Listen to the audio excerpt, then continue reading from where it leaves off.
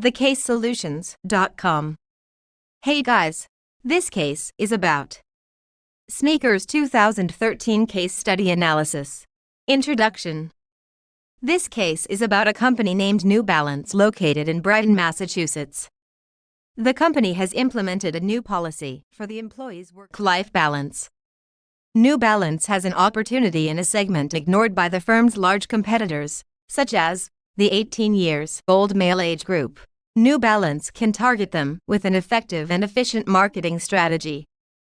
There is a steady growth in the athletic footwear industry. Even the economy is facing crises. So Michelle Rodriguez has to provide a position report on one of the New Balance's most promising new athletic shoes. Data should be taken from all the departments, such as marketing, finance, sales, technology, and manufacturing. She has to perform an analysis and recommend whether to proceed or not. Persistence project.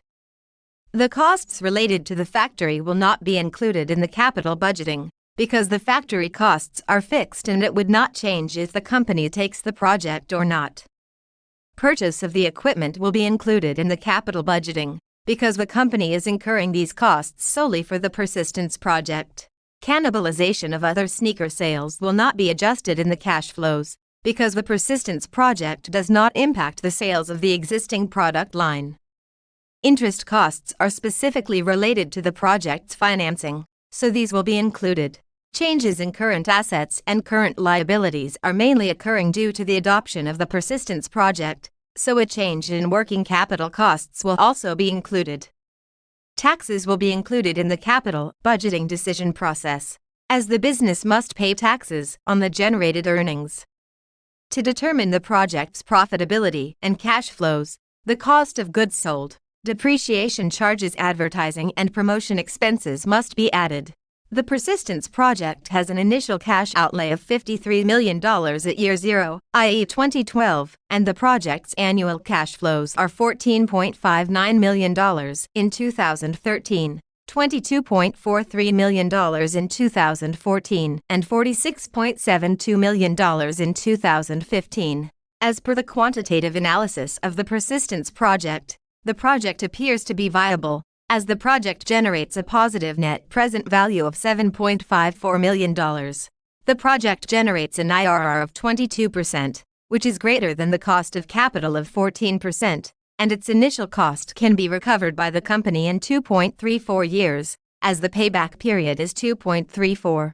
Sneaker 2013 project. In the capital budgeting, cost of equipment, purchase and installation, and the cost of building the factory would be included, as this cost would solely be incurred for the Sneakers 2013 project. Research and development costs are carried out to determine the project's feasibility, so these costs will also be included.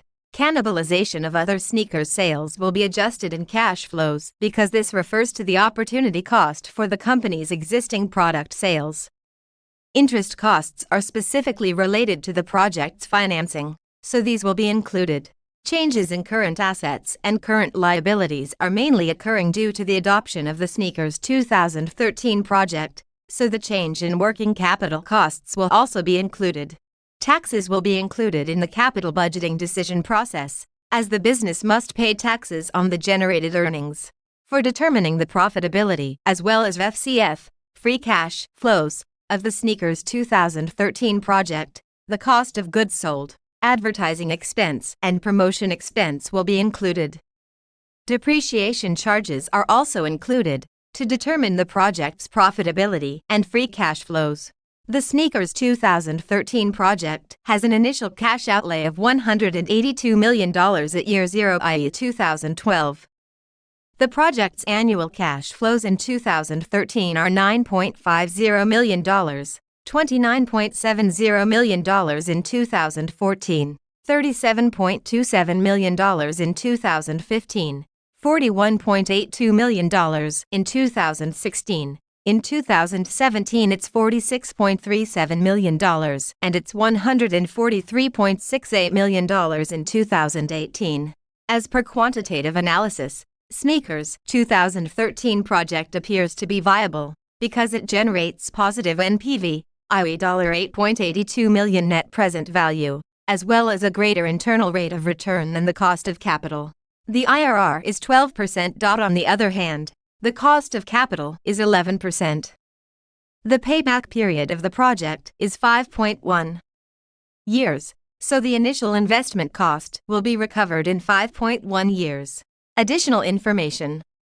Question 1. The Sneakers 2013 project seems to be riskier as compared to the Persistence project, as its IRR is very low as compared to other projects, and the difference between the Sneakers IRR and cost of capital is very less. Further, the Sneakers 2013 project requires a high capital investment, regardless of which, it is generating a lower IRR and the payback period is also higher. Question 2. In terms of NPV, the Sneakers 2013 project generates a higher NPV as compared to the Persistence project. In terms of IRR, the Persistence project is a better option as it generates a quite higher IRR of 22% as compared to an IRR of 12% in the Sneakers 2013 project. In terms of the payback period, it takes a longer period for the company to cover the initial cost overlay in Sneakers 2013 project.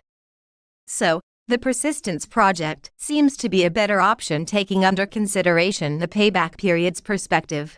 This is just a sample partial case solution. Please place the order on the website to order your own originally done case solution. Thanks for watching this video. Please like and subscribe our YouTube channel. If you want any case study, visit our website thecasesolutions.com.